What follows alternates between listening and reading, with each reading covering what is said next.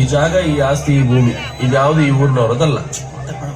ಆಯ್ತು ಮಾರ, ನಿಮ್ಮದಲ್ಲ, ನನ್ನದು. ಇದನ್ನ ನೀನ್ ನನಗೆ ಹಿಂತಿರುಗಿಸಿ ಕೊಡ್ಬೇಕು. ಬಹಳ ಒಳ್ಳೆ ಪ್ರಾರ್ಥನೆ, ಬಹಳ ಒಳ್ಳೆ ಪ್ರಾರ್ಥನೆ ಗೊತ್ತಿನಾರೆ. ನಿಮ್ಮ ಜಾಗ ನಾನು ಹಿಂದಿರಿಸಿ ಕೊಡ್ತೇನೆ, ಊರವರ ಜಾಗವನ್ನು ನಾನು ನಿಮ್ಗೆ ಹಿಂದಿರಿಸಿ ಕೊಡ್ತೇನೆ. ಆದ್ರೆ ನಾನಿಲ್ಲಿವರೆಗೆ ನಿಮಗೆ ಕೊಟ್ಟಂತ ನೆಮ್ಮದಿನ ನೀವು ಹಿಂತಿರಿಸಿ ಕೊಡ್ಬೋದಾ ಗೊತ್ತಿನಾರೆ? ಈಗ ನಿಂಗೆ ಕೊಡಿಸ್ಲಿಕ್ಕೆ ಆಗುದಿಲ್ವಾ?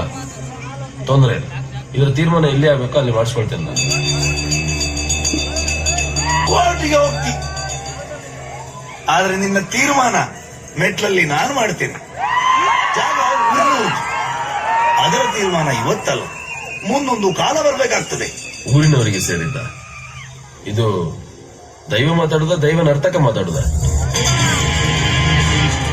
ದೈವವಾದ ನರ್ತಕನ ಇವತ್ತೇ ತೀರ್ಮಾನ ಆಗಲಿ.